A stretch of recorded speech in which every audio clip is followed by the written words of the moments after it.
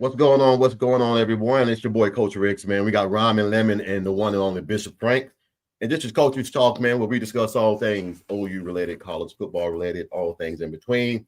Before we get started, please hit that like button, hit that red subscribe button, man. Like the videos, ring the bell so you won't miss any content that we got going forward. Your boy's back. I've been sick for a couple of days, but now I'm rejuvenated. We were talking about Lemon's little visit to Neyland Stadium. So, Lemon, finish what you were saying, man. Tell everybody how your little trip was to Tennessee. I have to give props to the Tennessee fans. The Tennessee fans were very welcoming. They were very, very nice. And even whenever you're cheering for your own team, they're not personally attacking you. There's no fights in the stands. It's all love except for yell against the other team. That's good, man. Could not have been happier. I've been there. I went there in 2017, man, when Baker, came. And then Baker had his little magical run, and Sterling Shepard and everything, man, made that magical catch and that little tiptoe dance, diving in the end zone and everything, man. That was the loudest I've ever seen that stadium. But I mean, the game, man, like I said, I slept through most of it. I woke up about 3 minutes before halftime, and then my phone just started ringing from guys and everything about this and about that. And I'm a person, man, I'm not gonna sit here and lie to you. Bishop will tell you, I will not answer my phone if the ball game's on. You can be laying on the side of the road dead somewhere. You better be laying there until the game's over. Because I will not pick the phone up. That's just how I'm in the game that much, because I missed all the games throughout the day. I was kind of under the weather, so my wife took my phone. So when I did get it, I had so many missed messages, man, and this and that, man. But the game was a little bit how I thought it was going to go. Tennessee was going to come out hot. Tennessee was going to come out, put a few points on. It was going to take some time for Oklahoma to weather the storm. But, man, I got to say this, man, and this is just me looking at – I haven't watched the game in the complete yet. I'm going to do that tonight because I'm off tomorrow. I'm going to make sure I watch the game. But from what I saw, and Bishop, I'm going to ask you, Bishop, because I know you've already dissected the tape already. What did you see that Oklahoma did to change the way the first and second quarter went and the third and fourth quarter went? Yeah, let's just say that BV finally made the necessary adjustments on our defensive side with our secondary. And almost went to a Tampa 2. Tampa 2. Yeah, and at one time, Kendall Daniels was a cornerback. I like I said, I haven't watched it yet. Yeah, I saw a lot of things, man. How Hardy was there, and then you had 13 on defense. Powers. He was Reggie Powers. Like, damn, he got. But that interception that Peyton had, man, that right there was the deep Tampa 2 and everything. You don't see him back there because you think that you can get that ball over there. You got to have that laser beam to get that ball there. But when you just float it, guys can make that space up real quick and get over there and get the interception, man. That was a great interception, man. But I just think, man, look, we have yet to play clean football. Facts. The penalties killed us, man. Sooner or later, that's going to bite us in the ass to where a good team is going to make us pay for that.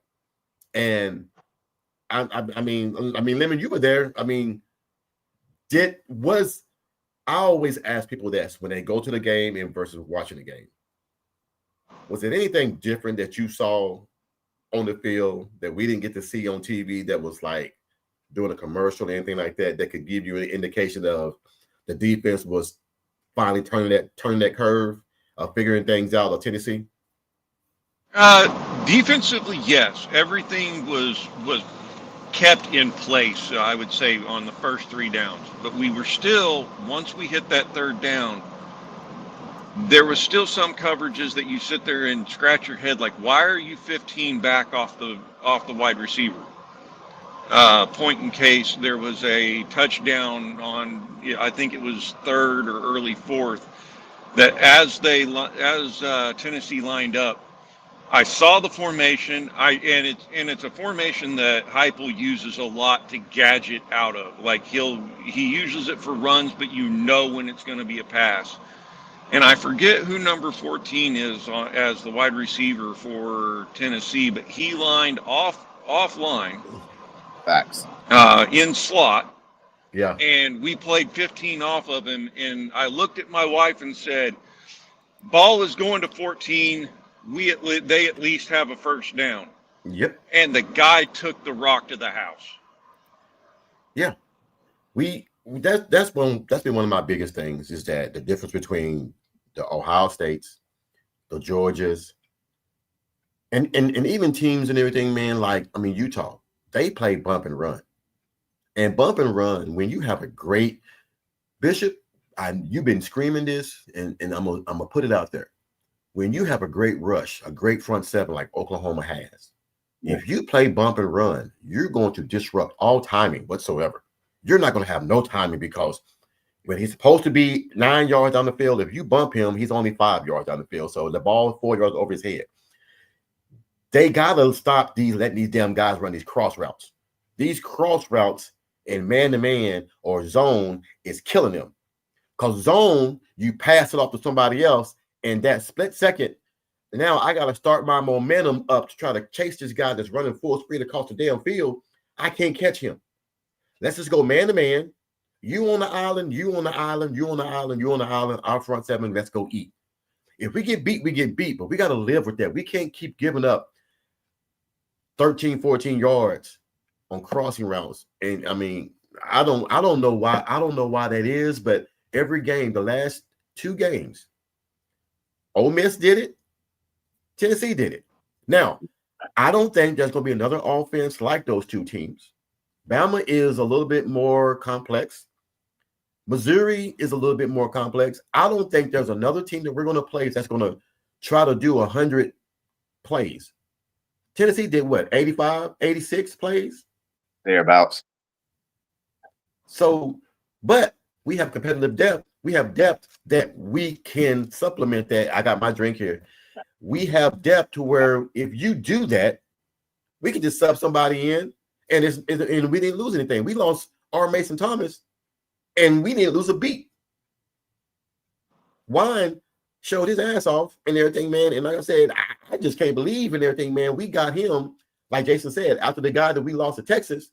We went and found him in a cookie jar, and now he's like he leads the team in sacks. This is look. I'm jumping around because I got so much to say. I've been down for a couple of days, so y'all just bear with me. You're fine. You're fired.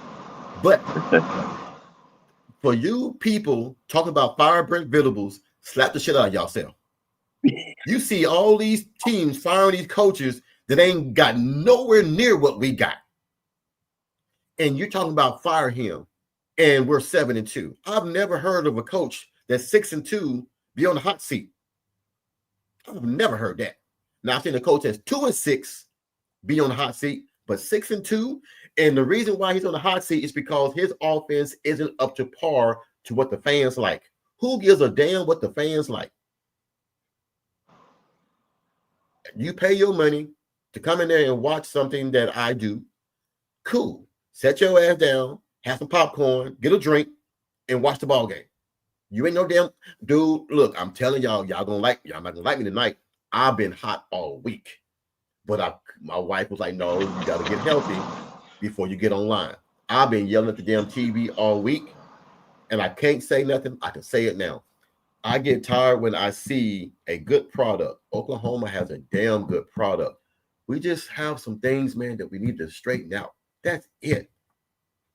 It's week 11, going to week 11.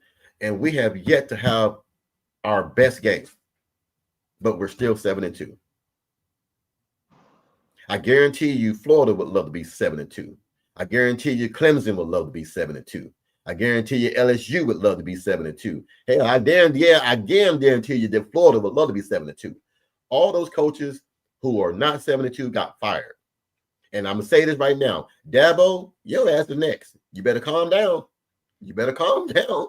Talking to the boosters, the way you are, calm down, because I'm just telling you, I've never met a billionaire that was gonna tolerate you talking to him like he a kid. I've never met a billionaire that to tolerate that. I'll pay your salary. You're gonna listen to me. You're not gonna tell me what you're gonna do. So I'm sorry. Now, back to reality. Other than the OU game, is there any other game, man, that stood out to you guys, man, that made you think about this SEC season is wide open? Anybody can win it. Anybody can win it. I just want to get y'all's opinion. Go ahead. You're gonna hate me for saying it. You better not say Texas. All right, I'm already there. I was gonna say it. Vandy, Texas. Because it highlighted one thing that we've been saying all season, but it actually puts it puts it in stark contrast. Every team is beatable, and every team, it's. I almost called it the NFL effect, and I say that because we have friends that you walk into, they're diehard Indianapolis Colts fan. You walk in and they're down by 30 something in the fourth, and they went, nope, just wait, the game's not over. And then, sure enough, come 2 minutes left, they're down by 3. You're like, yeah. How is it? If Vandy would have woke up before the beginning of the fourth, Texas would have been done. I got one more that's better than that. Georgia, Florida. If you watch that game, Florida should have beat Georgia. And I don't know how bad the inconsistencies are. I know your coach is gone, but when you have the ball and you have a chance to put the game away, and you do the same damn thing that Arbuckle does, you throw the damn ball 4 times straight, you don't even try to run the ball, you deserve to lose a ball game. You cannot be one-dimensional against teams like Georgia, against teams like Texas, against teams like Oklahoma, against teams like Ohio State. If you become one-dimensional, you are pretty much committing career suicide, because they're wanting you to do that. They are wanting you to do that. I have a problem, man, with Texas because they keep getting lucky. And they got their rabbit's foot in their back pocket because they've had 4 games that they should have lost. But as we always say, a win is a win is a win. So I can't get mad at that. All I'm saying is, for all those Texas fans talking about we done turned the corner and we're back now, don't do that. We're gonna find out your next game if you're back or not. If you guys can go out there and beat Georgia, I might give y'all some kudos, because Georgia should have lost the last 2 games and they fought just to win the damn game by single digits. I just don't know what's going on with Kirby, because I've never seen this Georgia play like this. I've seen Georgia be a very dominant running team, a very dominant defensive team, and they have not shown that this year. So I don't know if it's just me or if I have high expectations for Kirby and his teams. Because you do, because you're talking about what, 5-6 years of them being the dominant team in the SEC? Oh, 1 of the 2. So I'm just, if I asked you guys right now, who has the best defense in the SEC, who would you say? Oklahoma, hands down. Yep. I would say Oklahoma, but I would also say, and this is just being honest, I would say Texas to a point. To a point. But teams fall into that rat trap that Texas has. When you're Kentucky, you're on the 3-yard line and it's first down, and you run the ball up behind the center's ass 4 times and you don't gain a yard, the offensive coordinator should not make his way back on the bus. You got to walk your ass back to Lexington and everything, or wherever we're from. You got to walk your ass back, because you deliberately ran the ball 4 times in the same spot, and you never gained a yard. And yes, John, that was one of my buddies' calls. He said, "Have you noticed that some of the players are wearing the white gloves on Tennessee? They were wearing they were wearing white gloves. They were wearing white gloves so you couldn't hold so you couldn't see the holding. That's one of the one things that If we you ain't always cheating, do. you ain't trying. Hey, if you don't have a good staff, and we did this in high school, the team that they were playing had blue jerseys. The team was red that they were playing, red and blue. Why do you got a red jersey but y'all got blue gloves? Oh no, they got to come off. Well, we're cold. I don't give a damn if you're cold and you got amnesia and got pneumonia. You're not wearing no damn blue gloves because we cannot define if you're holding or not. And sure enough, there were like 5 or 6 holding calls called in that game that I refereed in. So Tennessee did their job. If the refs don't catch it, hey, it is what it is. But I counted 6 holding calls that was blatant that I saw on live TV. When the man's head go up and he's trying to get, and your forearm is over his neck, that's holding. That's holding. When his shoulder comes back around as he's coming around you because you have your hand in right on the inside of his shoulder pads, and they don't call it, but the shoulder pads come up. Yeah. I watched that firsthand and screamed, and the Tennessee fans around me started laughing and went, "Yep, but we got the no call, so we're good." Man, it was a lot of no, and like I said, man, I'm not going to try to sit here and make it seem like an excuse. Oklahoma still cannot commit some of the penalties that we did. But if somebody sent me a stat, if you look at the penalties, it was 11 for Oklahoma, 3 for Tennessee. That's crazy. That is lopsided as hell. Now, I've always seen 11-6, 11-7, 11-8, or if it's 14, something real ridiculous, 14-6, 14-7, because you're going to try to get away with it, and then you get caught, and then you try to get away with it again, you get caught, then you'll stop doing it. Then the other team starts to do some things, and everything, they get caught. It balances itself out. I've never in my life seen 11 penalties on one team and then 3 on the other team. I mean, come on, man. And I'm just telling you, blatant holding calls. Blatant. So it is what it is, man. But I'm just hold on. Somebody says, in my household, we love listening to a fired up coach. Man, look, look, Amy said that's the one thing I love about you. When you get hot, you just let it all go. And I do not like that, man. I do not like people saying that Brent Venables should be fired, because I know if he goes somewhere else. One of the penalties, when R. Mason Thomas got the fumble return for a touchdown. Yeah. Our coaching staff came off it was not our players. Our coaching staff came off the sidelines, past the ref, screaming their heads off, cheering at R. Mason Thomas to get the end of it. And we in the stands were like, "Oh crap, this is coming back." And then whenever it was sideline warning, all of us cheered. We screamed, like, "Get him, coach!" Yeah, I don't like that, man. I'm a ref, man, and that's one thing I pride myself on is being open and honest.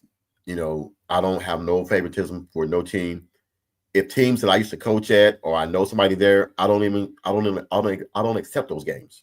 I pass them on, because I don't want my name to even come up in a controversy where he knew the coach or he was friends with the coach.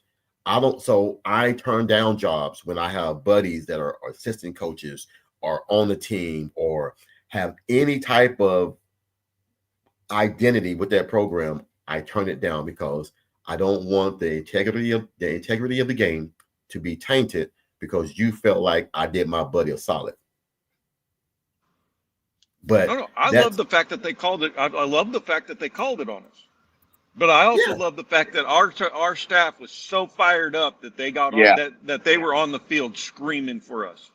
Yeah. Hey, I'll take that penalty if it's the coaches, because that means they're juice. And hey, that's what we needed. We're away from home. We needed to keep that juice. Well, it's not. It means that you're not going to tolerate the BS. I see what you're doing. Give me the sideline warning. I give one sideline warning every so often when there's a play or a late hit or targeting and coaches get over exaggerated. I tell them, coach, back up. We got it. Coach, I'll give you 2 of them. Coach, back up. We got it. If you don't back up, I'll throw my flag. It's a sideline warning. It's just a warning. It just lets you know, okay, coach, I got what you said. I got your meaning. Get your ass back behind the line. And then we're good for the rest of the game. He'll come tell me, coach. He said, come tell me, Mr. Ricks. He said, I appreciate it, man. He said, it was just a heat of the moment. I know. But you still got to abide by the guidelines and everything. So, but I just love the fight in our team through the adversity.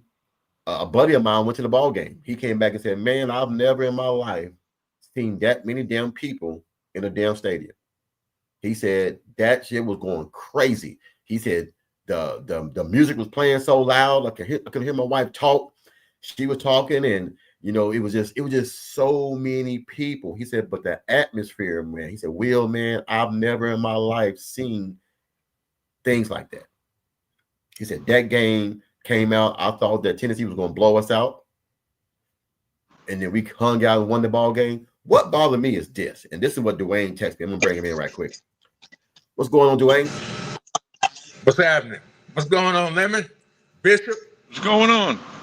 Hey, I was telling him What's good? Texting, you text me, you was like, why would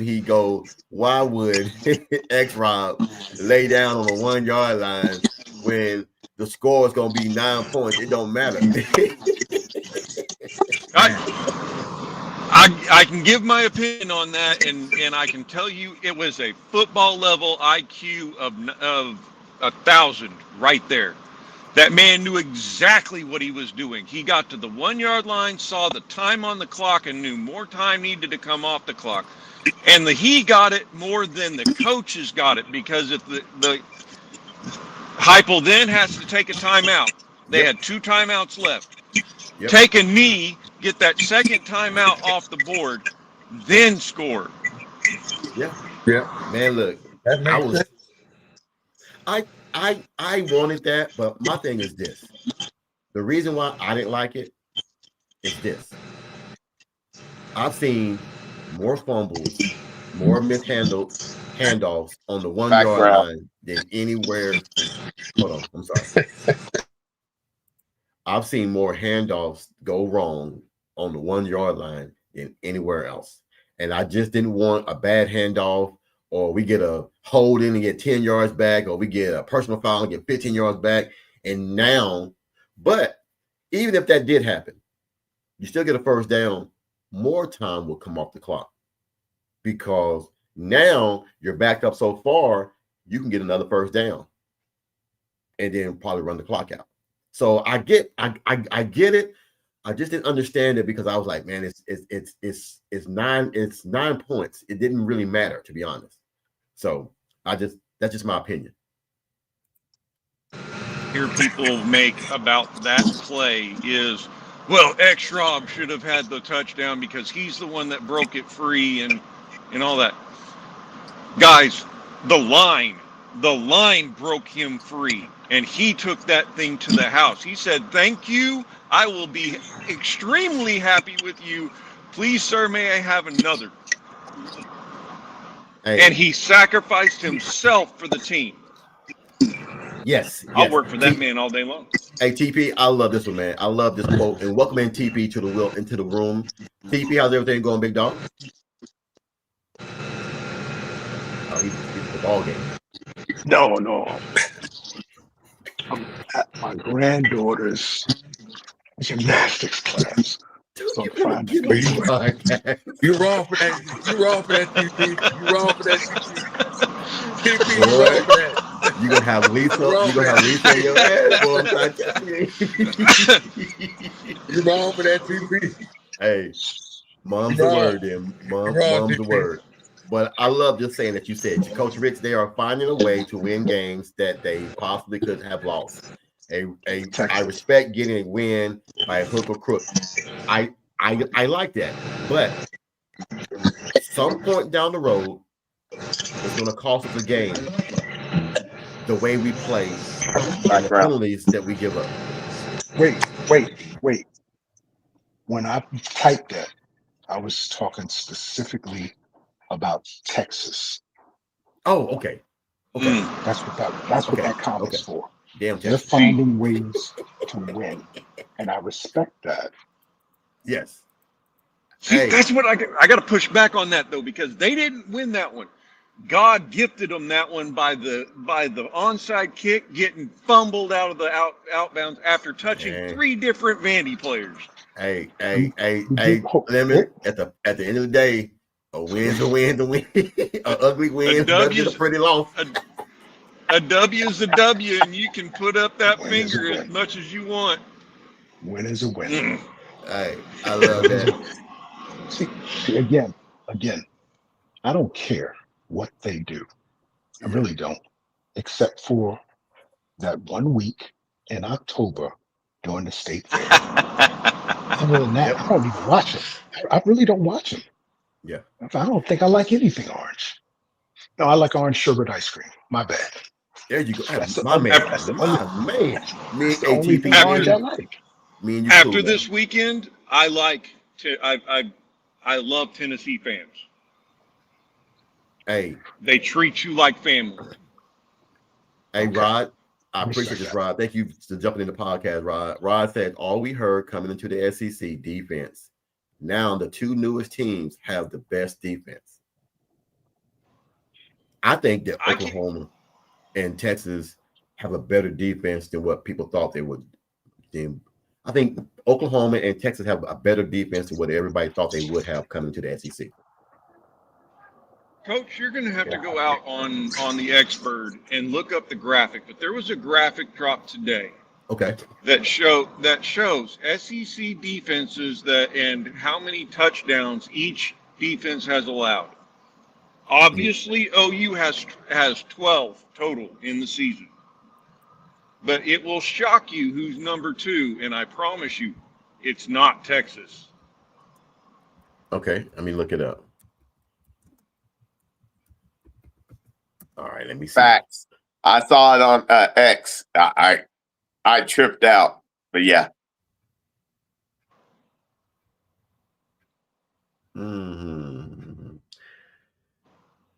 Oh shit.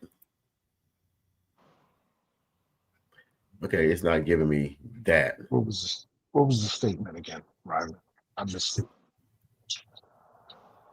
I know OU was 12. They were number 1.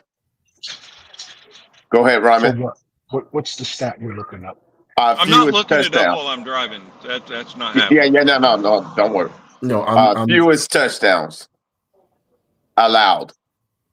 Okay, here it is right here. Okay, in the SEC, as of November the 3rd, 2025, the team that had with the fewest touchdowns allowed in the SEC are Oklahoma has allowed the fewest touchdowns in the SEC with 12. Missouri is second with 16 touchdowns allowed. Auburn has allowed 17 touchdowns. Alabama has allowed 19 touchdowns. That's what it gave me. Yeah. If I'm being objective and going by stats and what is being seen so far, and people are sleeping on them, the number 2 defense in the SEC is Missouri, and it's Missouri by a long shot. Yeah. You sure about that, TP? I mean, you sure about that, Lemon? Because Texas swept them down. They got the best defense. Yeah, Texas swears up and down that they have the best stadium too, but I would never carve that in my south end zone. Let me see. Let me show. Let me bring this up. They got to forget. Hey, Lemon. They got to forget who that stadium is named after. I believe that guy was a player at Oklahoma. They keep forgetting that. He was just a successful quarterback for OU. Let me bring this up. This is what the stat is. This is what it is right here. This is what it is.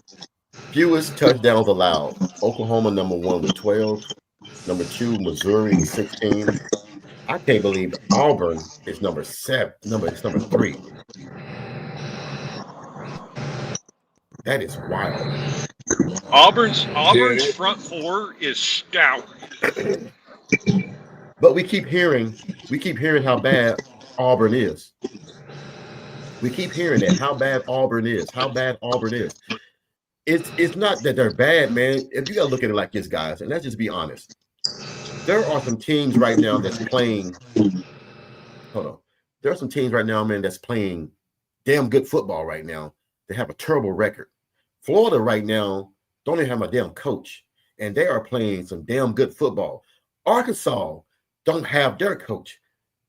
They're playing some damn good football right now. So when I say that it's wide open, and some crazy guy, I sent you guys the text. I'm gonna put it up here and let the fans hear it. Some asinine guy from Michigan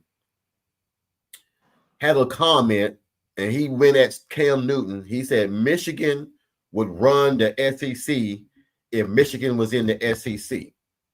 And now I'm going to play the clip. Hold on. I know. I'm going to play the clip because it cracks me up because I got to find it. So Bishop, take over for a few minutes. I'm going to find this little clip and everything. I seen it. And yeah, I seen it to you guys. It's the Barstool clown. Yeah, exactly. It's the Barstool. I know who you're talking about. He's the new guy that came on the scene this year. Forsythe, is that correct? Something like that. Something crazy. Something crazy. Just talking. It's Portnoy from Barstool. Portnoy from Barstool. Dave Portnoy. Barstool's been a thing for almost a decade now, and for the most part they do a decent job reporting. There's a reason why they got sold for a big amount of money, and then Portnoy bought them back after they were mishandled. But I think the guy you're talking about is Brandon Drum, It's not Brandon Drum. It's Brandon something. But I had to put him in his place again. I have put him in his place before.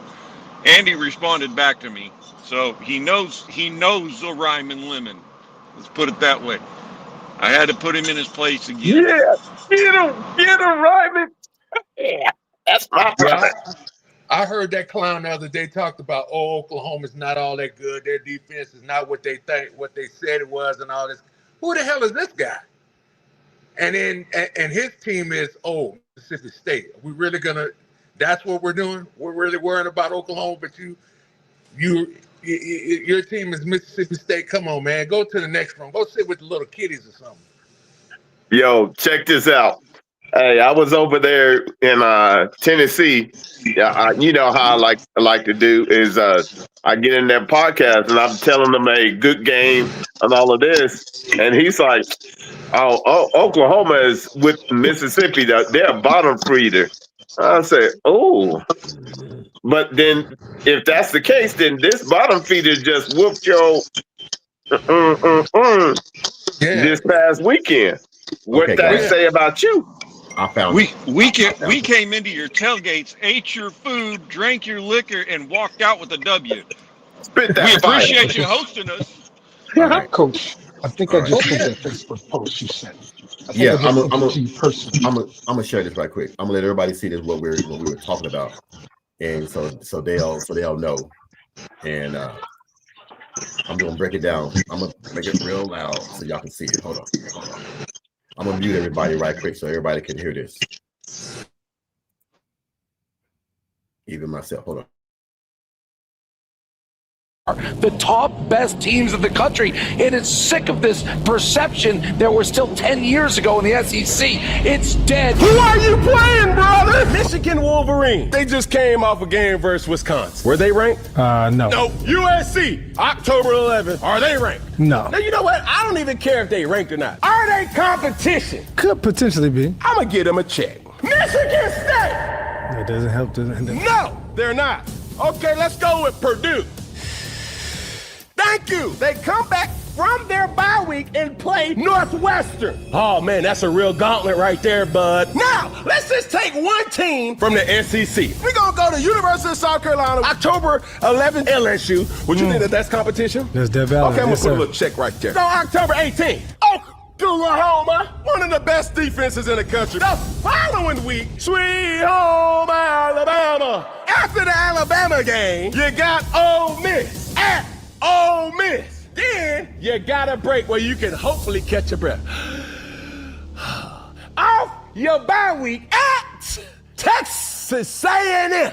Dave Portnoy, respectfully, a team like Michigan could not be the sixth best team in the SEC, let alone the top team in the SEC. Vanderbilt would be a top 3 team in the Big Ten. Mississippi State would be a top 5 team in the Big Ten. Slow down, bro. The speed. He is speeding in the construction zone, and that construction zone is in a doggone school zone.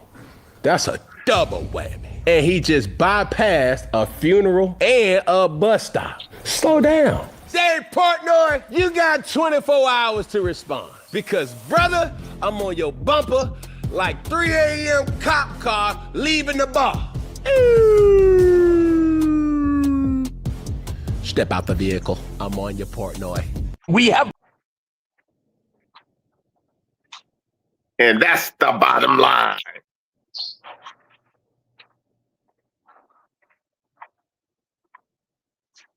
You're muted, coach.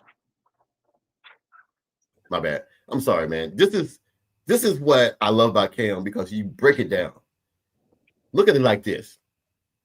The SEC is so deep right now. Let's just be honest. South Carolina almost beat Ole Miss. Ole Miss beat Oklahoma. Florida almost beat Georgia, but beat Texas. I mean, so and Vanderbilt beat Alabama last year. I mean, but it is so wide open right now, man. And this is the gauntlet that everybody was telling Oklahoma fans about. Every week is going to be somebody that can whoop that ass if you don't come prepared. And I don't understand why people when Oklahoma and Texas joined the SEC, what did the Big Ten do? Go and just take everybody out of Pac-12 just so they can be competitive. Because they wanted Oklahoma and Texas. But you go where the bread and butter is, which is the SEC. Dude, he's right. Vanderbilt will be a top 3 program. And Vanderbilt might be up there with Ohio State and Indiana. Yeah. Let's be real. Mississippi State has been giving everybody a heart attack all this year, playing them close. They would be a top 5 team in the Big Ten. I think South Carolina will be a top 5 team in the Big Ten because you're physical. Your front 7 is dogs on both sides. We just saw the stats. Auburn, who is trash, 3rd best touchdown allowance rate in the damn SEC. So what are we talking about? We keep talking about Michigan. There's only one team that's been running the Big Ten the last 10 years. Michigan just now did it 2 times in a row, but it's been Ohio State always. Ohio State or Michigan, and sometimes Penn State on a damn good day. So was Cam wrong? Let me ask you right? a question though. Let me ask you a question though. Yes, sir.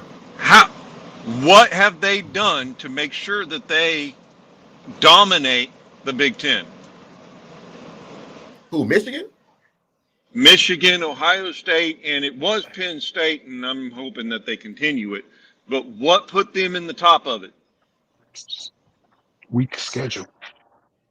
Nope. Big linemen. exactly what BV said whenever he came into OU is if we're going to compete, we have to increase our linemen. Wait, just a little pushback. Wisconsin traditionally has big linemen. Wisconsin has always been that they've always Traditional been up there. But big linemen. their old coach who left, who's the AD, he was the one that loved big linemen. He believed in running the football. He didn't believe in Barry, spreading the football all over the field. Barry something. Barry Algalar, Alvalar. Alvarez. Alvarez. I knew it was something like that. I'm sorry, I didn't mean to butcher his name up. But I think Cam is on point. I believe Cam is on point.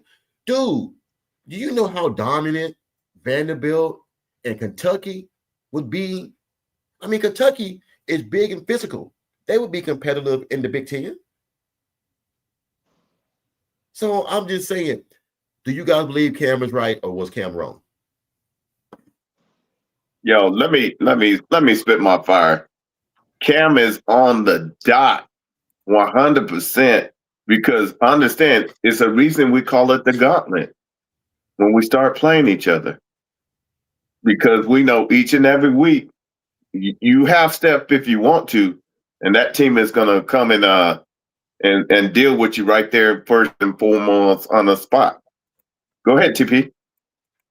What, other than Texas being ranked number 1 at the time, who has Ohio State played that was ranked when they played them? Only one, Texas. That's the only ranked team at the time they played them that they played. They haven't played Michigan yet? Nope. Who have they played? Put their schedule. Oregon? Did they play Oregon? No, Oregon played Penn State. Oregon played Penn State. They don't play each other. Well, obviously they ain't played Indiana because they're both undefeated. Correct. They played Michigan at the end of the year. Just think over that. Yeah, think over that for a second. Okay, here it is. All right. No, but I'm serious. Just take that into consideration. That they are the number 1 team, and they have only played possibly one ranked team all year. Two ranked teams. 2 ranked teams all year. So I'm gonna push back on that though, and it comes down to if you're last year's champion, until somebody dethrones you, you're number 1. I think everybody believes that. I agree with you. I'm just asking you who have they played this year. That's all I'm asking. That's my only question. Their 2 ranked opponents were Texas. Texas was ranked number 13. And then their second opponent was Washington. Washington was ranked number 24. Oh, Washington's ranked number 24 right now. No, when they played September 27th. Okay. When they played. Okay, when they played Texas, Texas was number 1. Texas was number 1, yes. When they played. Yes. So they got 2. Yes, 2. That's all I'm saying. Yeah. Look, man, it's going to be wait. Go ahead. That's a theory I'm working on. Now go check Indiana and see how many ranked teams they played. Okay. All right. Indiana. All right. Their schedule and their ranked opponents are Indiana has played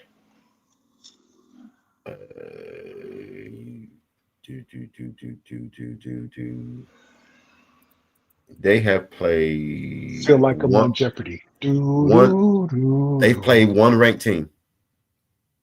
They beat Oregon. Oregon was ranked number 6 and Indiana was ranked number 2. It's just a theory that I'm working on. Yes, sir. Go check Oregon. And then I'm done. I'm done after you check Oregon because that's their 3 that's in the top 10, I believe. Okay. All right. Go check Oregon. Oregon schedule is they've played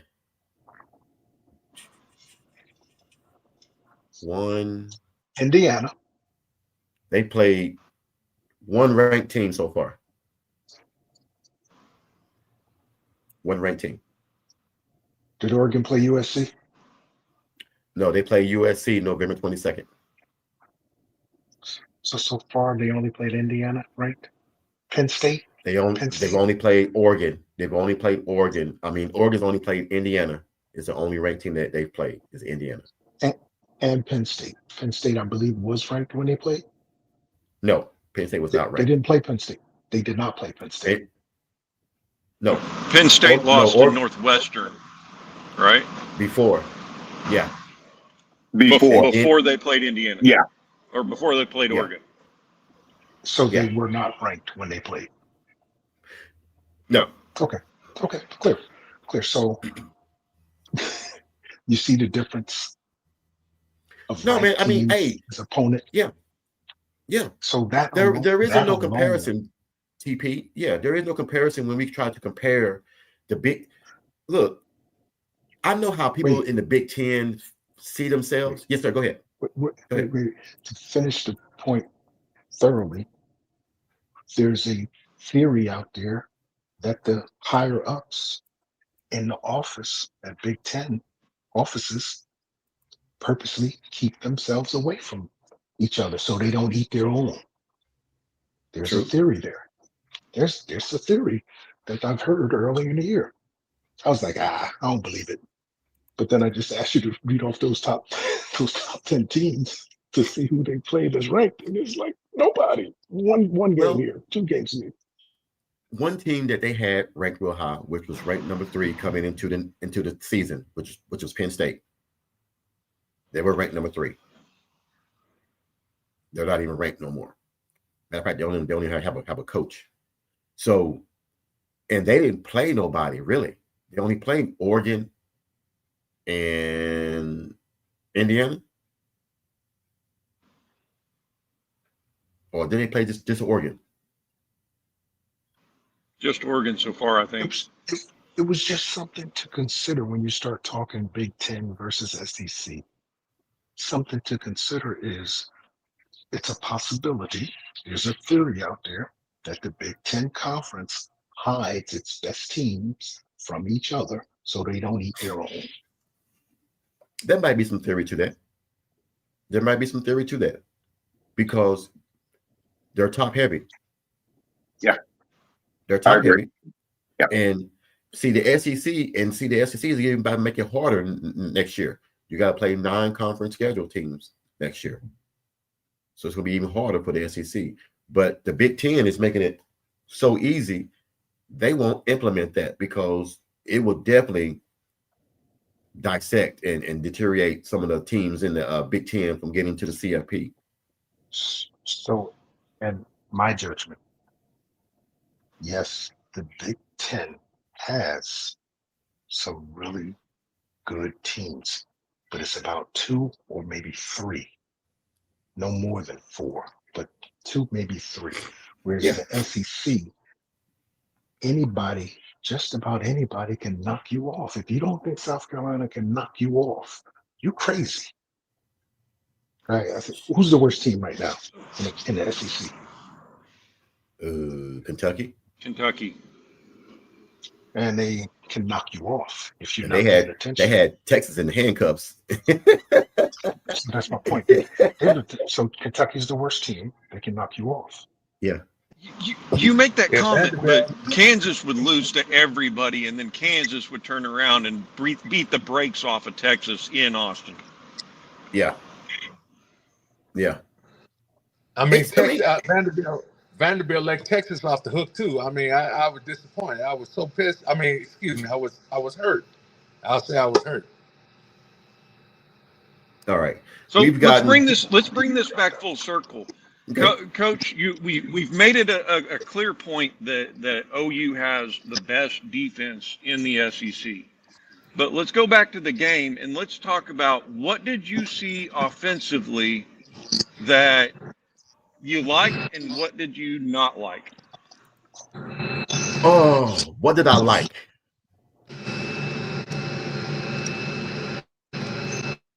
I like that we showed composure. We waved through the storm the first quarter or two, and then we calmed down a little bit. Defense bent but didn't break.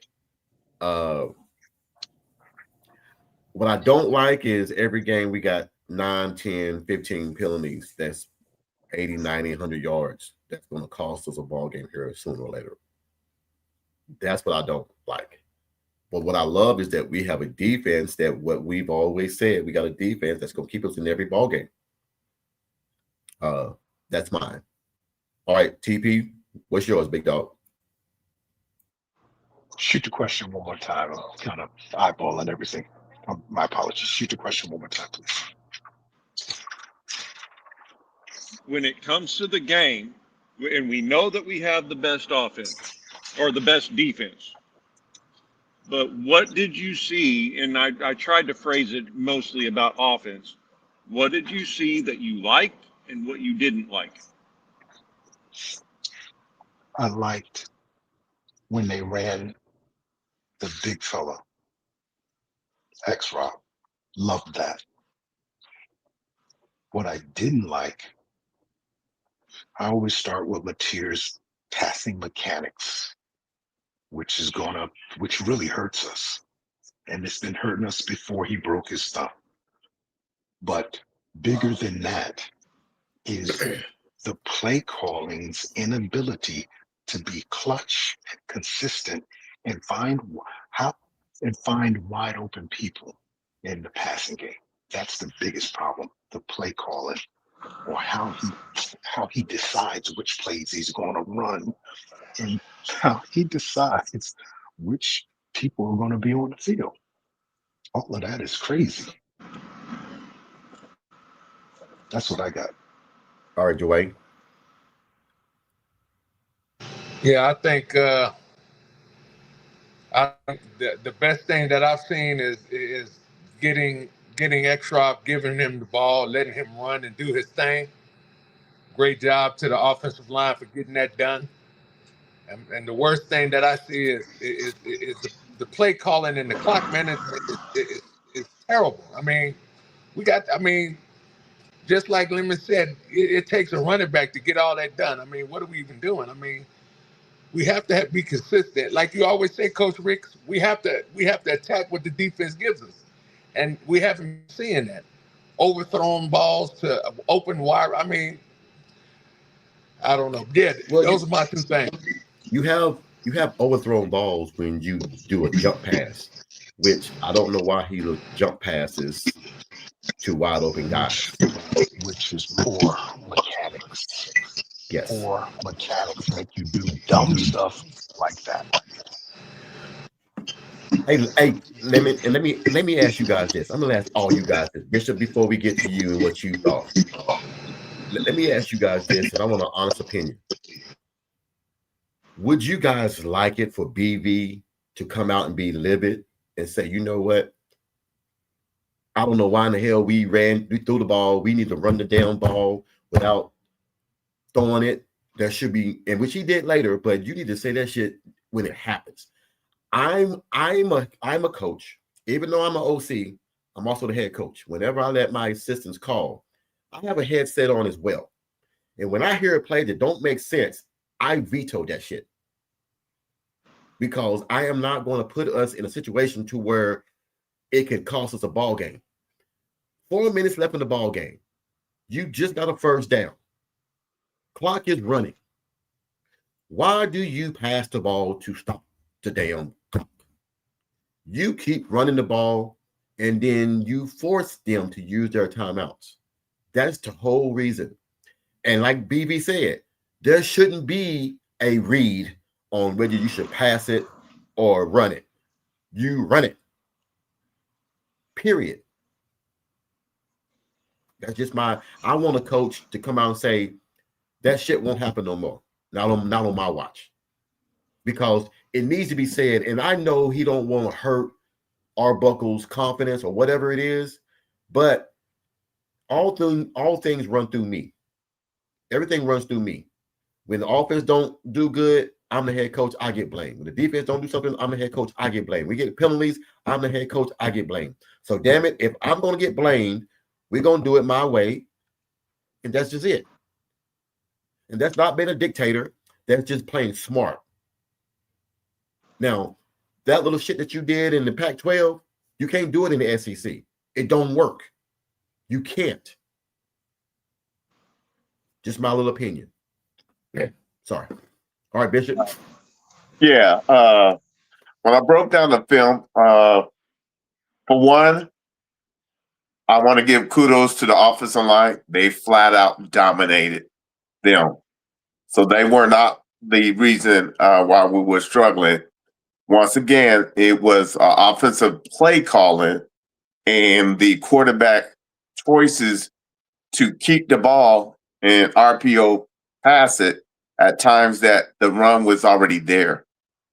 And so I just think that this is the week to have that to make sure we involve Kevin Wilson for this, because Alabama got too much tape on us for us not to address it during this bye week. Two, I saw that the combination routes with the tight end drag, which I've been calling for Arbuckle to use, they used against us. And now you see why it's important to understand, because it causes, in the schematics of our defense, it causes people to stay honest, and they have to read their keys. Is somebody going across the zone? And so that's where that tight end was getting opening up. And luckily, BV had a adjustment to that, so that way we can finally take it away. But still yet, at times when we're in a certain type of defense, it left us vulnerable to that. So I'm hoping that they address that, because once again, the eye in the sky don't lie. As long as it's on tape, Bama or any other opponent is going to be using that, and that's where we got to get better. But what I like is that the secondary, once they made their mistakes, they made up for it by being able to work together and cause interceptions. And we've been calling for it, and we finally got them. And I'm hoping that I saw the Bowen brothers. Eli trusted his brother to come through, and he stayed in his position. Hey, that's how you run a defense. So kudos to them. EPL, keep playing like you're playing. You have brought energy to our O-line.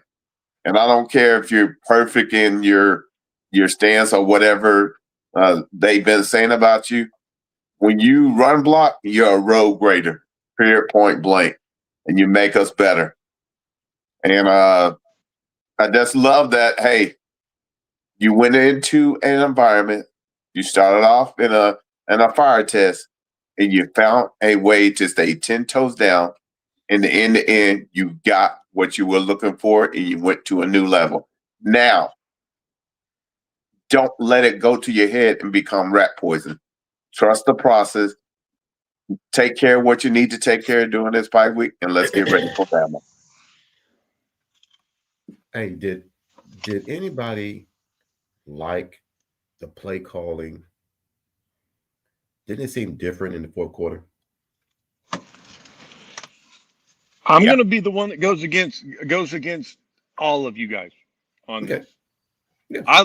I absolutely am perfectly fine with the play calling that we had throughout the game. Cause in this will give you my like and dislike. Okay. My like, I will phrase it as turning the corner. Our offensive line turned the corner. Our defense, whenever they had something bad, turned the corner. They stayed like Bishop said. They stayed together. They turned the corner. They got it back straight. We didn't fall apart again. What I didn't like, my biggest complaint was not clock management, play management. Let me Yes. explain. There was several times that hang on for a second, my wife's here. Yeah, you better speak to her. You'll be on the couch. Yes, sir. I think what he's going to try to say, and I'll try to finish it. What there was times and everything I saw the game too where you snap the ball when the clock is going down. I'd rather snap the ball when there's 1 or 2 seconds left on the play clock versus snapping it 13, 14 seconds. Now, that might not be what Lemon is going at, but there have been times and everything in the game to where we snapped the ball way too soon. And I just don't know if it's a read, something that we saw, or what. But these little bitty inconsistencies is going to cost us. I just got a feeling. Yes, sir. Dwayne, yes. I was gonna say to go back to Lemon. I know he said that he was okay with the play. One thing that I didn't like also was that after halftime, after the first 2 plays, everything just went downhill. That's my own. And I'll get there because there's the qualifications that like you understand. You've gotten to start to understand how my mind works in terms of I try to take the whole picture, not just nitpick every little thing that could possibly jump out, right? Mm-hmm. Coach, you were absolutely right. There were several plays that we come up to the line, we get ready, you see the check down, and instead of immediately knowing what you're going for, you start waffling on what you're either waffling on what you're going to audible out to, or you just lose your mind. Mm-hmm. And at that point in time, we burn a timeout for what reason? So okay, that got me, but I marked with the win. A W's a W. You walk out with the win. You walk out with the win. Yeah. I'll take it, but we need to learn from it, right? We need to turn the corner. Everything on the offensive side that was called, we went from is Mateer going to play right? Is his confidence going to be okay? Let's feel him out to screw it. Play it, call the plays like we had in the first of the year, and let's see what he does. And he turned the corner. So the first part of the second half, a blind squirrel is going to catch a nut at any point in time. You're going to get caught off guard. They're going to have the right plays called against you from time to time. And it's how you weather that and continue the play calling to where if it gets better, I don't mind a little bit of bad to get a whole lot of good. Mm-hmm. Then again, I'm married, so I have to. Okay, bro. You wrong for that one. You better be careful. You better be careful. Here's the thing, You notice he said that in the car, right? Yeah, he ain't getting out of that car. Don't worry, she's in her Porsche beside me, so she deserves it. All right. Be careful, Ryman. Don't be on that couch. Here's the thing, and thank you, my gun sweetness. You said Coach Ricks is an honest man. What happens to reps from high school to college? This is what happened, and I'm gonna tell you, and you can take it for whatever's worth. When you deal with money, and TP is gonna love this. When you deal with money, I'm not gonna say you get persuaded, but you start seeing things a little bit different than what you would for high school there when there's nothing on the line. High school, what's on the line? Going to a college, going to school, do or not. What's at stake in college? Billions and billions and billions of dollars going to the NFL, going overseas, or doing whatnot. What's the biggest thing in the NFL? Billions and billions and billions of dollars, ownership and all this stuff. So I'm going to be honest with you. The best refs I've ever worked with and bet and seen are high school refs because they do it for a little bit of nothing, but they do it to, one, stay in shape, two, be around the game, three, to waste time. I do it because I love the game. I want to be around it some way, some way, some fashion. I just feel like a lot of these refs have forgotten what got them there. And if my mechanics is here, and my mechanics, okay, let me break it down as a ref. My mechanics as a line judge, my the line judge is to watch the ball, watch the line of scrimmage, defense and offense. If I have a receiver on my side and a tight end on my side, that's my mechanic. I have those two. The back judge has a strong side. If there's more receivers and more tight ends on this side, he will shift more to my side because that's the strong side. The referee, which is the guy that's behind the quarterback, his job is to do the interior, the quarterback, and anything in there. The umpire, the guy that's behind the linebackers, his job is the linebackers, the interior, and anything in that zone. The linesman, which is the head of the chain gang, his job is the same thing. Line of scrimmage, defense, and offense. So these are all our mechanics. That's a 5-man team. Now, in college, you got a 7-man team. More eyes. It never amazes me. You have more eyes, but a lot of people need damn glasses. Because I've seen a 5-man crew do a hell of a lot better job than a 7-man crew. Because 7-man crew get lazy because I ain't got to do shit because I got 7 people. 5-man crew got to do a lot because I got to maintain my mechanics and my zone. So that's why you get a little bit better officiating in high school than you do in college. But also, it ain't been proven, but there have been times to where I feel like refs would rather this team win than that team due to conference play, due to, I mean, just, we all human. Let's just be honest. Let's call a spade what a spade is. Let's just be honest. Yes, sir. Yes, sir. Limit. Oh, I'm just telling you what it is. I'm being honest. I'm not going to sit here and try to lie to you. I've seen some bad officiating in my lifetime. I've seen some very bad officiating. Can you hear me? Okay. So I just think that high school referees are better because we care about the kids. We care about safety. Our biggest thing is targeting. It's not about who has the best record. It ain't about who has the most 5 stars. I've ref a game against the kids that have the best 5 stars, against the kids that don't have no 5 stars. And when the game is so close, the people that have the 5 stars start arguing. You're cheating for them. You're cheating. You're not calling the calls. I'm calling the calls what I see. I can't call what you want me to call. I'm calling what I'm seeing. So that's my little debacle about officiating. It's a hard job, man. I'm not gonna sit here and lie to you. It's a hard job to officiate, but it's real easy if you do your mechanics right and you're looking at the right area.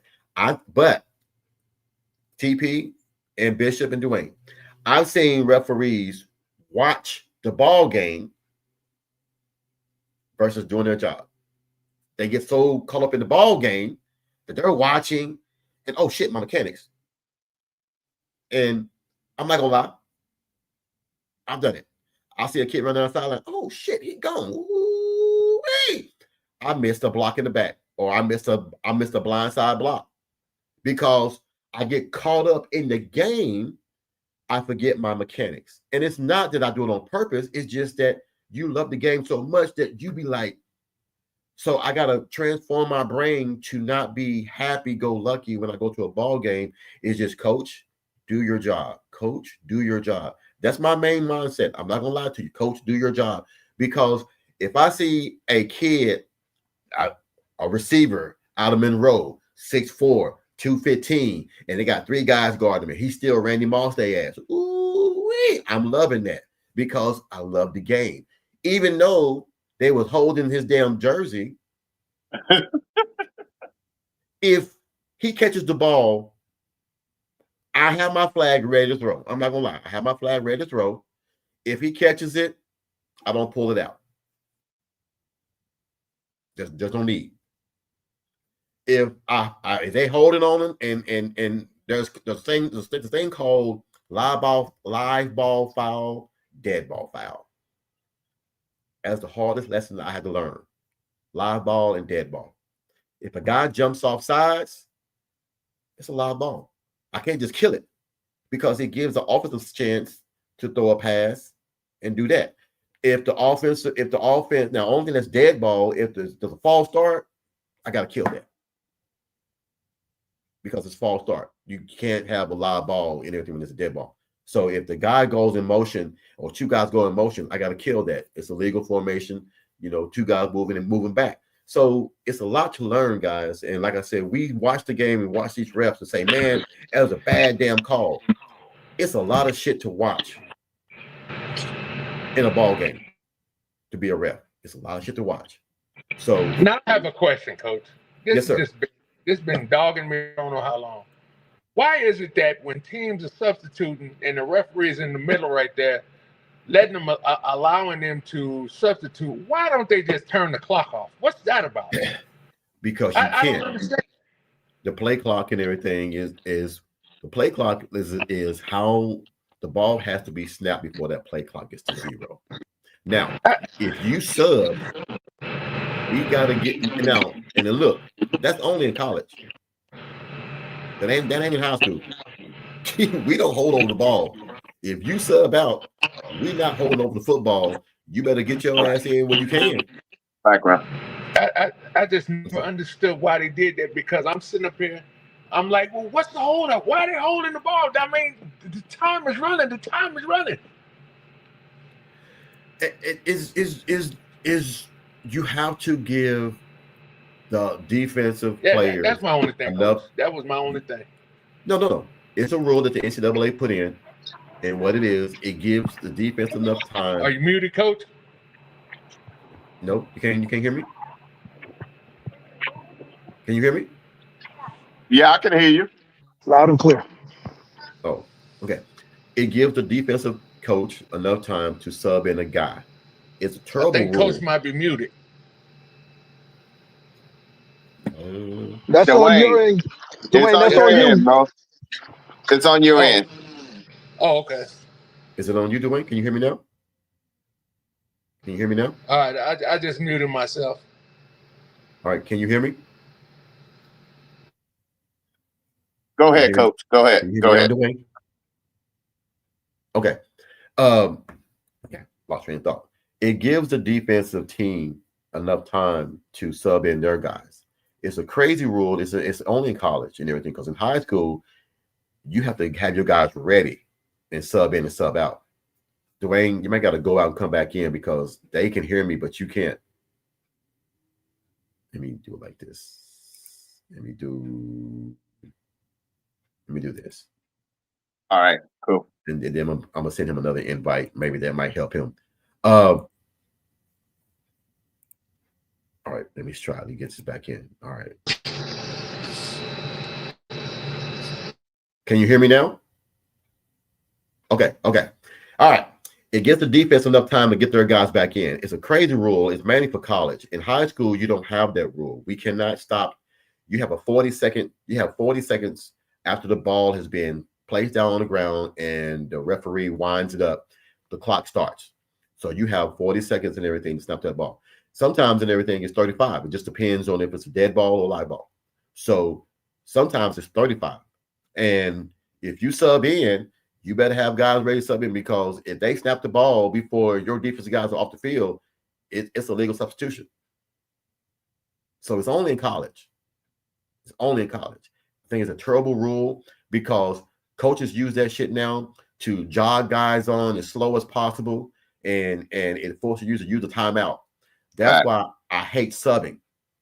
Run a play. I don't give a damn if it's the wrong personnel. Run it. If they know the play, run it. You don't have to have the perfect personnel in to run the play. Everybody's a D1 player. You are skilled enough to run the damn play. Run it. So now, one of my concerns that I had for this ball game was the penalties. Penalties has been killing us the last 4 games. last 4. And it got to get better because I don't see us beating. I don't know, man. It's just that I've seen everybody struggle. I've seen Alabama struggle with South Carolina. South Carolina should have beat Alabama, and Oklahoma beat the brakes off of South Carolina. I've seen Ole Miss struggle with Mississippi State, and Mississippi State got drugged by Georgia. Georgia almost lost to Florida. So it's just wide open, man. I got a guy who's an Alabama fan. He's already betting me. Coach, whatever you want. Steak dinner, lobster dinner, whatever you want. We got y'all's ass this year. We owe y'all. Okay. Calm down. We'll bet. But he was like, yeah, man, we got y'all for homecoming. I was like, that might have been y'all's worst mistake. They're making it a homecoming. This won't be no easy W for you against Oklahoma, against that defense. That defense is still going to keep Oklahoma in every game. Now, I know it's not last year, but damn it, we got a better defense than we had last year. And I don't care if it is in Tuscaloosa.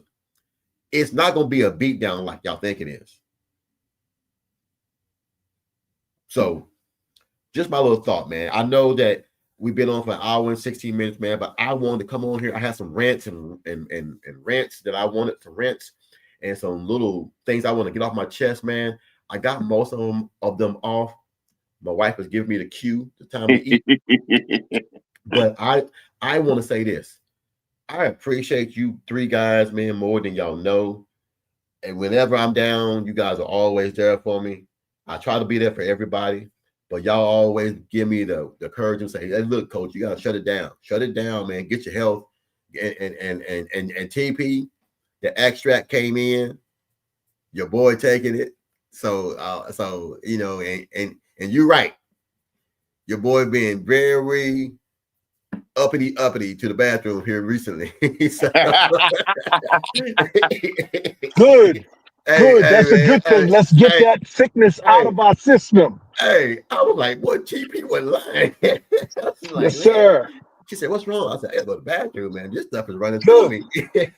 Good.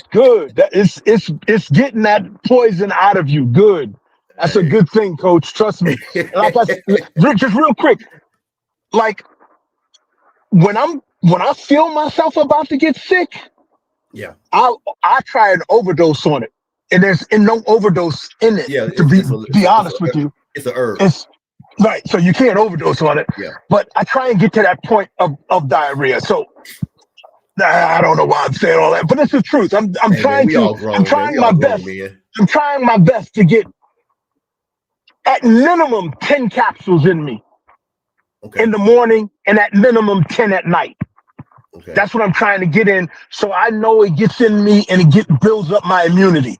That's my whole goal with taking that. But you know, you have to see how it works for your system because everybody's system's a little different. Yeah. Well, I took my first 3 today. I got in here around about 2. Took my first 3 and everything, man. And just a little bit before I came on, man, it started working. And I was like, man. So I'm just starting to take it. I read a little bit on it. I'm gonna start back running. I'm gonna start back doing my weights and everything, man. Start back playing basketball, man. I need to start getting back on the court, man, getting my lungs and everything under me like I used to because I don't like feeling this way, man, but I gotta start saying no. So there might be times, man, I gotta make Bishop and admin on this account. So in days that I don't feel like going, I can come on and bring everything on, but then let him take it over and shut it down. I'm gonna have to start getting my rest.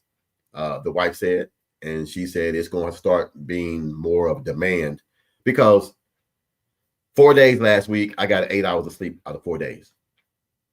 So I was out and everything. So I think I've said this to you before, Coach. In the fire service, because we work 24-hour shifts, and some firemen work 24-hour shifts. You have to sleep. It's just that simple. Yeah. Now, our joke to it always was, you have to have your rest to be your best. That's always been our joke in the fire service. So make sure you get your rest, brother. Yeah. That's the same thing like in when the plant, we used to work 12-hour shifts. So I mean, you got to get your somewhere. Yeah.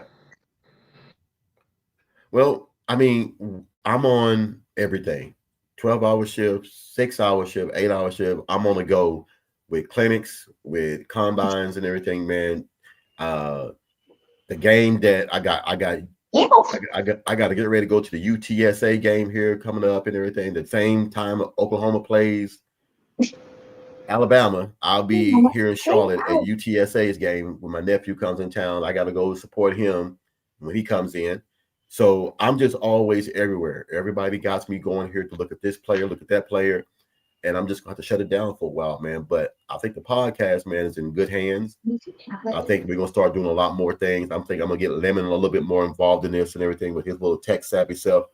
We're going to start doing a little bit more things to where I want to start breaking down film with Bishop on here. Make a segment to where me and him look over the offense, look over the defense, and then show you guys things that we see that maybe you guys might not know. And maybe go down that road sometime. But we're gonna start doing a few more different things to see how people like them and see what works and what doesn't work. Bishop had something that he wanted to say about what he wants to try out here soon. Bishop, what were you talking about earlier that you want to try to do on the podcast now?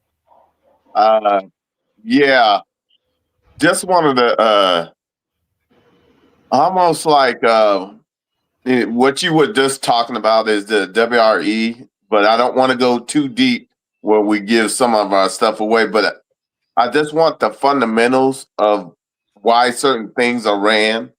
And when we break down film, I think that'll come across and it'll simplify it. So when you start looking at the game, you'll understand, okay, how did we get beat? Well, the rules, we'll go over the rules and if that tight end comes across that zone, who should pick it up because it should be passed on. So hopefully, the whole thing is we want to be on one accord and one family. And if that's the case, then we want to make sure you have enough. It's not good enough to just know, hey, you got to play like a so. What is the scheme? What is the schematic to get that across to the end zone? And so that's what my hope to add to it. Okay. And I'll work with any of y'all, but the simple fact is, a lot of times when I start breaking down film, what we thought was we getting gash is actually a run fit. To that point, that's why that film study, that 22 view and all of that, which you don't have access to, or I don't have access to. Right. And when you're watching the game on TV, what you see on TV is not necessarily why things broke down, because you can't see the back end. You can't see everybody on the regular TV view. Maybe in the replay, they might show you a different angle that you might catch something. But while the play is going live, you can't see everything. So, yeah, that 22 stuff that you guys work with as coaches, that is a good teaching mode. You guys know that because you use that to teach your players for the next game. Well, it'd be great to teach us fans. It's a very expensive program, but I'm gonna try to bypass that. That's why I'm gonna get with Lemon, his little expertise on some things. I'm gonna try to bypass that. A friend of mine, he does it. He doesn't use the program that some of the people on ESPN or some people from the Oklahoma podcast that they use. There's another program I can use to where we can break down and pause film and circle this and circle that, and then you use a pen on my tablet to where I can show you guys certain plays and what happened, what broke down. But we'll get to that. I mean, I don't want to just go with that, but it takes a lot of time to break down just one play. It takes about 20 minutes to break down one play and stop and go, and then freeze framing and then show you what you want them to see. So if you guys ever have time and we start doing it, if it gets too boring for you guys, we'll stop. But other than that, man, I just try to be open and honest about everything, man. It's just that We got a damn good team. I think a lot of the things that we are doing is just too complicated at times. Just be basic. Call basic plays. You don't have to do the perfect play. And I think Arbuckle is learning that the 5-yard curl works. The little zig out works. The quick hit works. If I have a quarterback and he has a receiver in the slot and they're playing 12 yards off him, if my wide receiver is not tapping his damn helmet, I'm pulling his ass out of the ball game, because you should be begging for the quick hit. Get the ball to him quick. Start going north and south. And if he's 12 yards off, most DB's first steps are back. So when you catch the ball, you should be running at least get 3 or 4 yards before he starts to even come up to you. I just think Oklahoma needs to start doing simple shit, and we will be okay. Lemon, what you think? I can't blame the play calling. Go back and look at it. I challenge you. Go back to hear me out. Okay. Go back and look at the play calling that was happening, and look at how the plays developed through all, even with our losses to Texas and Ole Miss. Yeah. And what you'll find is, I don't think it's so much the play calling as it's somebody needed to get up in the backside of our star quarterback and tell him to get out of his own head. True. Now, that is true, but I wasn't complaining about the play caller. I was just saying, if I have Time out. Go ahead. Time out. Lemon, you call run pass option with 4 minutes left and we up. I'm a choke your ass out on the sidelines. And if it works, and you can choke me out as much as you want, but I'm gonna claim those 7 points and take that W. And if it goes for an interception like it did Saturday night, guess what? Your ass ain't getting on the plane back home, because you getting fired right there. Give me your headset, give me your playbook, give me your tablet. Matter of fact, give me all that Oklahoma gear you got on. Give me all that right now, because your ass is out of here. I'll leave you with one question, TP. Who got the W? Oh yeah, we did. Oh, that's an easy question. Thank God. We did. Then I ain't fired. You got the job back. Hey, Jimmy, Sooner Texas says, Coach Rich, give UTSA hello from Man Thong Tater Sanders. Hey, we were talking about that off the air last night. Me and Jason. Jason called me last night to try to get a hold of the seatbelt. And he was like, man, he said, Sando, man, he said that was, and I said, man, Malik told me they tried everything they could at UTSA to keep him. They just could not match what Oklahoma was giving him.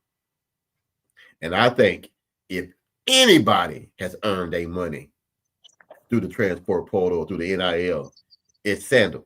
He's earned. Matter of fact, I believe he should go take Ott's money. See, that's my point. By running an RPO, you take a possible Heisman winner that's on the team, you take him out of the chance of getting another field goal by running an RPO. Lyman, there was no. I can tell you this. Yes, sir. There was in our section not a single person went and said, what is that boy wearing? Because if you look at the line, there's several linemen that had their pants cut to the same length right above the knee that Sandell had. This is a whole bunch of nothing. It's a nothing burger. It's a Daisy Dukes. No, I don't mind what the if kid. Man keeps kicking 50s, like 50 pluses. I don't care if he's out in Daisy Dukes. Let him do it. Time out, Ryman. You old enough? You remember that Joe Washington, who is actually before my time at OU, before I started watching OU. But I think you're old enough to remember Joe Washington and the silver shoes, and one coach didn't want him to have them silver shoes, so he came to OU because Barry Switzer said, man, I don't care what color your shoes are as long as you score them touchdowns. So I don't care where his shorts are, as long as he can kick that ball through that upright from 55 like he doing, and anywhere else on the field like he doing. I don't care. It's the same thing as Grammatica got in trouble for wearing one soccer shoe Yeah. while kicking the ball. I don't care if the guy wears pink shoes. I don't care if he wears a soccer shoe. As long as that ball, even if it looks like a lame duck, if it goes through above that post and between these posts, then that's my kicker. Yeah.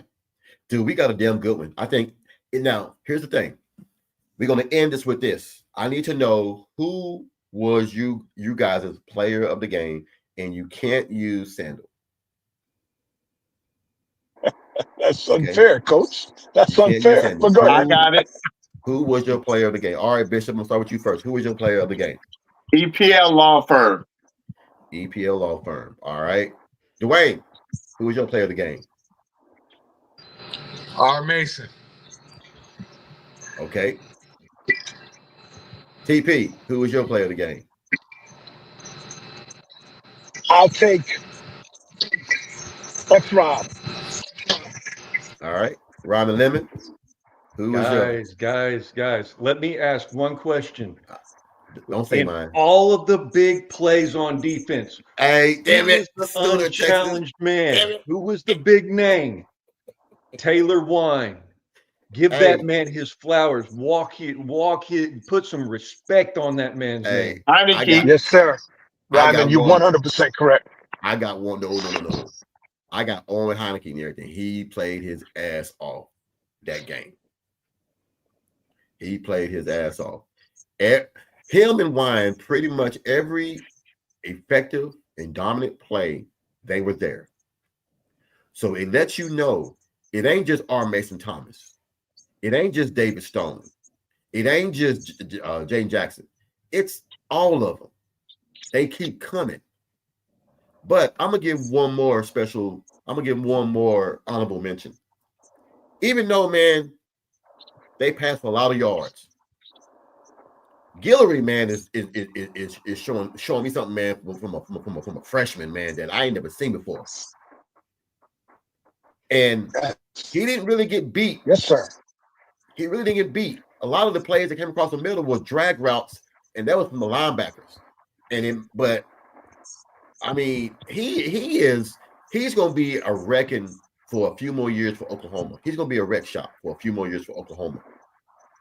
He is a damn good cornerback, and we just got to keep him there, because I'm pretty sure there's going to be a lot of teams gunning for him and everything. Jacoby Johnson too, because he needs more playing time. He played his ass up. I think the whole team played good, man. We just got to clean it up a little bit. But my main thing is this. Let's get behind our team. I know we might not be happy with some things that go on, but I'd rather be having this conversation with a 7-2 team than having this conversation with a team that's 3-4. Yes, sir, TP. I was going to say that we take a win however we get it. I don't care. A W is a W. I'm taking the win. I'm upset with some things, but overall, man, that shows a lot of character. Yes. To basically have the turnovers we had in the first half and be up by 6, and then come out in the third quarter with us getting the ball and doing nothing with it, and then punting to them, and then they score and go up 1 after we kind of dominated them with turnovers and everything, and now we down. It showed a lot of character to bounce back, and that's all I'm looking for from this team. How much bounce back you got in you? How much bounce back you got from the loss from the previous week at home? Yeah. How much bounce back you got in you? How much bounce back you got in you after a bad play? And even though my man got beat in the back of the end zone, number 3, he got beat in the back of the end zone for their first touchdown because he stepped up. But even though he got beat, guess who snatched that ball, that first onside kick on the hands team? The first onside kick they did. Yeah. It was him. It was him. So I just want to see bounce back. Hey, can I say one thing? Yes, sir. I want to say one thing to the Team 131. No longer, I know we're hard on you at times, but no longer are you Jags. Those who are on that team are dogs. You stepped up when a lot of people were calling you Jags, and you showed your worth. Now, make sure that's the new standard and keep that and hold the line because we're all in with you. And bottom line is, you're on. You got to keep stacking the days, and you got to go 1-0 each and every week, and enjoy your bye week. Salute. All right, fellas. Anything else anybody want to add before we get up out of here? Everybody that wants to take an opinion on Brent Venables not having enough attention on the other phases of the game, special teams and offense, go back and look at this last game and watch Brent and how he reacted to the players, both on good plays and bad plays on the offense and the special teams, and then come back and tell me whether you hold the same opinion, because this game was completely different.